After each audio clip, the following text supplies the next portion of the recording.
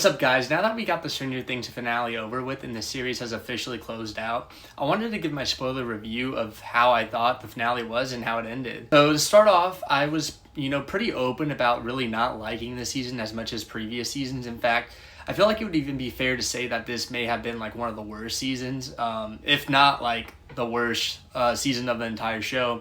I know a lot of people don't like season 2 and hate on that one a lot and say that that's like the worst season, but I personally think that season was more enjoyable than this season, to be honest. And that's not to say this season, doesn't have really good episodes, because I think like Volume 1 and Episode 4 in specific was one of the best of the entire series. But Volume 2, I think, drags down this whole season so much and slows the momentum so much that it leaves you feeling kind of lackluster. And when that is kind of supposed to be like, the Infinity War to the end game, but it doesn't feel like that at all.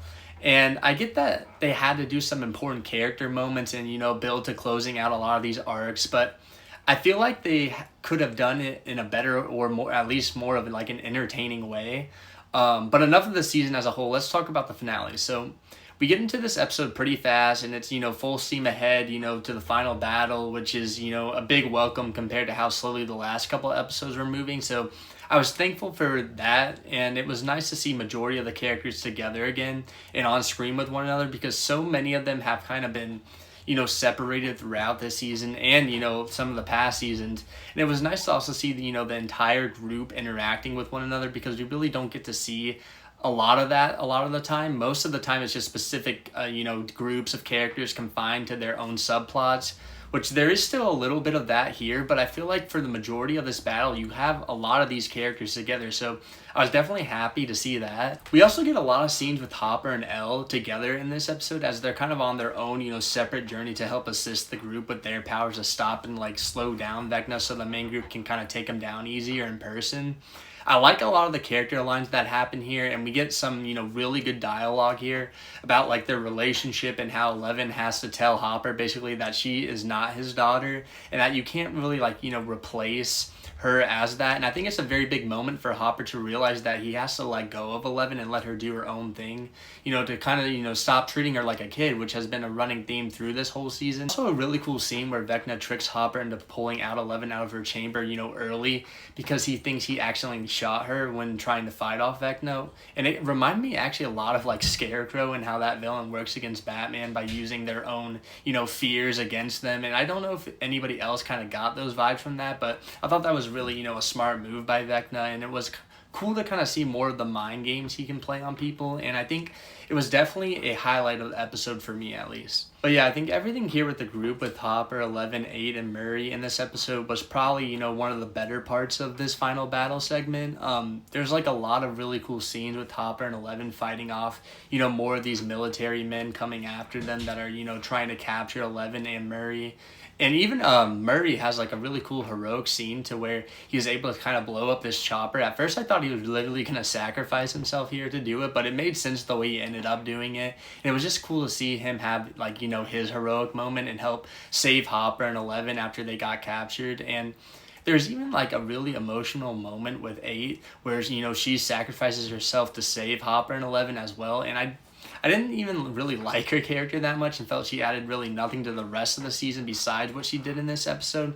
But I think they did, the best they could with giving her a meaningful exit in this finale early on. For me, the middle part of this episode with the final battle with the other group is easily probably the worst part of this finale. And it sucks to say that because it should be like the most epic, but it feels like the stakes aren't as high as they should be, in my opinion. For one, we start out with like a fake out death from Steve, which is just there for kind of fan service, because the Duffer Brothers know that the fans love Steve and that there has been, so many jokes and rumors about him, dying this season. So it almost felt like they had to just throw that in there for that. But the problem with it is it's not really even like a good fake out death the way it happens, because it happens so suddenly and in the weirdest way possible with him, falling off the tower, that you already know that, okay, yeah, they're not going to kill this beloved character in this dumb of a way. And it makes what should be like a more like adrenaline or, shocking moment just feel kind of bland and eye roll worthy. I do like that Jonathan is like the one to save him, and I think that was like a nice touch to also kind of add to their character dynamic and kind of close out their rivalry that they've had in the series. But even the way he saves him is just funny because, you know, Steve is in free fall and Jonathan's arm just kind of like teleports out of nowhere just to grab him just in time. And I don't know, I just thought it was a little silly how that was done, but that's just my opinion on it. But I understood what they were trying to go for there. Also, I'm not sure how I felt about the scene where Vecna, you know, he's going through his PTSD and facing his fears by going into the mines from when he was a kid and, you know, showing how, you know, he got his powers and everything. And I think it's a good character moment and gives us more background knowledge on why Vecna is the way he is. But they almost do this thing where they, you know, try to almost turn him into a good guy for a minute, and I really thought that's like the route they were going to go, and I'm so glad they didn't because this dude was already way too far gone. I mean, he was literally like crushing and imploding kids' bodies, and with the amount of people he kind of killed throughout the series, there's like should be no coming back from that, and I'm just happy they didn't go that route. I know a lot of people were also saying online that they thought that's what was going to happen earlier on in the season, and that was like a big rumor, and I think that would have kind of ruined the villain as a whole for me because like I said in previous reviews to this season, I think he is easily like one of the best parts of this season, and how much more like menacing he is compared to season 4 between like his character design and also seeing more of his human form of Henry and the mind games he can play on people now and how he manipulates people. And I think it just builds him up as a big bad even better than season 4 does. And they do some really cool looking things with him going in and out of his human form. I think, you know, the whole actual finale battle sequence with Vecna and the final boss monster that he uses the kids to kind of bring to life is over way too quickly, and it's very underwhelming. I think the design of the monster is cool though, and I think the special effects and everything for a TV show is very well done. But in my opinion, they kind of take this thing down way too easily. And I mean, this thing is massive, and yet the group is able to kind of wound it and take it down with a couple bullets, a couple firebombs, and some stabs. And I don't know, I was just hoping for something, I guess, a little more epic. And even when 11 confronts Vecna and they have that kind of standoff there, I also think Vecna is taken down way too easily. I mean, the way he was moving in episode 4 of this season made him out to look almost unstoppable. But when 11 is in like that 1v1 with him, he kind of just gets like little broed quickly. I get 11's supposed to be a lot stronger and has been training for this moment for a while, but I just was kind of hoping for maybe a little bit more of like a gritty fight. But at least they give everybody something to do in this sequence, and it feels very much like a team effort type of thing, because even, you know, Will gets to assist in his way with using his powers to kind of take control of Vecna to give 11 like a window too. So I guess that's like a positive and cool sequence as well. But once again, I don't like that they don't really kill off any of the main cast members in this battle at all. And I think they did to anyone in this cast, like anyone at all in this sequence. It would have had, you know, more stakes, and the emotional weight of the episode probably would have been higher. Because I'm just sitting watching the sequence kind of feeling almost numb to it, because I already have it like in my head that, you know, everybody is probably going to be safe here and nothing crazy is going to happen. And everybody is going to get, you know, probably a happy ending, which is what pretty much does happen. And I get why they don't do it, because I know probably killing off a character here would take up a lot of time, and they probably didn't, you know, want to slow down the momentum here in the battle. And then, you know, they probably got to do like a whole funeral sequence here for them later on in the finale to close out that character in a heroic way. But I don't know, I just feel like it would have definitely shocked viewers and raised the vendetta against Vecna even more. It doesn't ruin the episode for me, but it definitely has always made the stakes of the show feel a lot less than they should be, knowing that, you know, the Duffer Brothers are afraid to kill anybody off that's like major in this show. But yeah, I really felt like they were trying to rush this final battle a lot just so they could kind of get to that epilogue part for the last hour to close out all these character arcs, which is fine because I think that is the best part of the episode, but it really, you know, is to the detriment of the main villain of the series. And it almost kind of throws him out, you know, setting him up to be such an unstoppable force at the beginning of the season. I will say one thing that I did like about the final battle with Vecna, and I saw like a lot of people actually complaining about this, is that Joyce is the one to finish him off, like with the axe at the end. I think that sequence is done really well, in my opinion, with all the characters, you know, recalling the pain Vecna has caused to all of them, and, you know, the people he has kind of taken from them. And I think it makes sense for Joyce to be the one to do it because she has been put through like so much with Will and, you know, with him being taken in the very first season to now. And it gives her character something more to do other than, you know, be there to just solely console Will and help him like with his PTSD. And I just thought he was, you know, it was just a badass moment for a character. And that also, you know, is a callback to season 1 where she also is carrying around that axe around too. And I will say, though, I thought it was a little weird that we got a flashback of several more minor characters dying in this sequence by Vecna.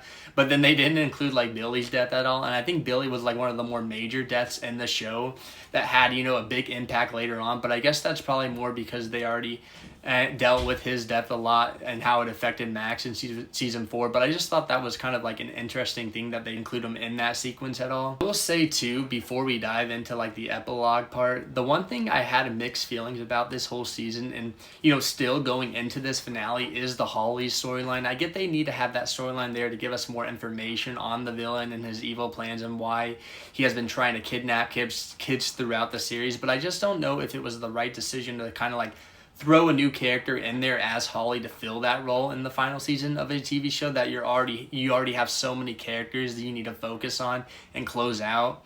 And that's not to say I don't think the actor did a good job, because I think as like a kid actor, she actually did a fantastic job in the role, but it's hard to get attached to somebody who is like that pivotal for the season, who is kind of just thrown at you in this last season. And I don't think it connected to me as much as it should have been because of that. I almost just wonder if it would have been, you know, better if they just filled her role with, you know, Max, or even if you want to have like a younger actor still in that role, you could have just pulled Erica into it as well, and that could have actually been an interesting dynamic since, you know, Erica, Max, and Lucas are kind of all pretty connected already, and it would have gave, you know, Erica and Max like their own bonding experience, since I don't think those two characters have really interacted with each other anyway. Like I said, it's not like something I hate at all, but I just wonder if it could have been, you know, better done instead of the Duffer Brothers kind of throwing another character at us, and that they have to kind of close out too, and that the audience has to really get attached to rather quick. Diving into the epilogue, I think this is where the episode is at its strongest, and the Duffer Brothers have also been at their best when closing out seasons and making it feel like the characters are all, you know, getting pretty good resolutions for the most part to their arcs. And I think the graduation scene is very well done, and it's a perfect representation of how I would see Dustin closing out his high school graduation at a school that has kind of been pretty awful to him, and his friends for the most part too. And I like that each core group kind of gets their own, you know, little moments with each other, like for instance, Steve, Nancy, and Jonathan, Robin, on top of that roof bonding with one another and talking about, you know, where they are with their lives. That scene, you know, really hit me because I'm currently at that same stage in my life as well, and kind of reaching that point where everybody is starting to go their separate ways and, you know, build their careers and become, you know, their own people. But they still, you know, make time to come visit each other, and it just resonated with me a lot, and the relationship I have with my friends as well, and I thought that was really well done. One part, though, in this epilogue that I thought was a little shaky was kind of the route they went with Eleven and Mike specifically. He's kind of like the only character that didn't really get a happy ending, because he doesn't really get to be with Eleven in the end, and I just don't really like how they kind of handled that with Eleven, and because, you know, they try to say it's open to interpretation whether she actually died or not in the finale, but I think it's pretty obvious that she did survive, because if she didn't survive, how was she able to send her and Mike in that between area to say their goodbyes and everything? Because I believe she would have been, you know, getting hit by those sensors and would not have been able to even use her powers there, and so that makes me think that she definitely escaped to a safer place, because doing that with Mike, and they even show how it might have happened too in the finale with those flashbacks, and 8 just giving a projection of her to the military people and the rest of the characters, which is basically showing that it makes more sense that that's probably what ended up happening. I feel like that it's also just basically a cop-out though, because if you were going to separate Mike and 11, why not just keep her death, you know, a sure thing, instead of trying to give everybody kind of a happy ending? Because I think her sacrifice and everything is very much justified and is a very emotional moment for everybody in the series. But then they, like, once again try to go back on that fake out death in quotations and kind of say it's actually up to the audience interpretation, when clearly to me it's hinted enough at the fact that she's definitely alive somewhere. I just think that was like another thing that they try to kind of play really safe, like how they always tend to do in this show with the main cast, and probably for the same reason they didn't kill anybody else off in the finale, they probably want to bring these popular characters back together in a sequel series later down the line. Because we all know, like, big franchises like this always find a way to, you know, to eventually come back later down the line for the money. So I wouldn't be surprised if that's why they might have, like, let the audience believe she could possibly still be alive. But one thing I did really like is how the last scene played out in the finale with the core group, especially with Mike, Dustin, Lucas, Max, and Will, you know, saying their goodbyes and putting D&D away as they move on past high school. And then as Mike is about to walk back out of the basement, his sister and her new friends come rushing down all together to bring it out and play it. And it's cool to kind of see how things have kind of gone like full circle with it now, passing down to like the next generation and Mike and his group moving on to adulthood. And I think it's just like a nice mirror to how season 1 started. And I really can't think of a better way to kind of end that, like the series off with those final moments, showing that image of the next generation kind of taking on that mantle of the previous one. So I will give kudos to that for sure. But altogether, I think it was a solid finale. Definitely think it hit on all the high and emotional notes in the epilogue, even if getting there was a little rocky and even maybe a little disappointing with how fast the climax was over with. But I would probably give it a solid 7 out of 10 for the finale and maybe like a 6 out of 10 for the season as a whole. But what did you guys think? Did you like it, or did you think it didn't live up to the hype? Let me know in the comments below. But if you want to stay up to date on all TV show and movie content, please feel free to follow and subscribe on whatever you're watching this on, and I will see you in the next one. Thanks, guys.